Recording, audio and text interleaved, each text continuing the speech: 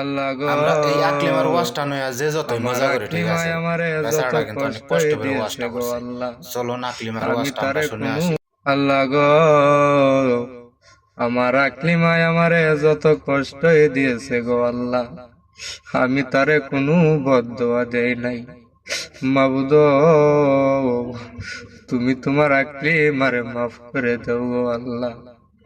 তুমি যদি মাফ না কর তোমার বান্দিরে,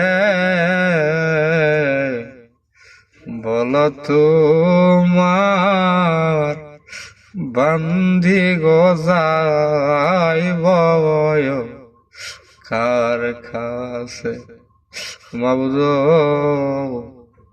আমার আকলিমারে মাফ করে দেন গো আল্লাহ।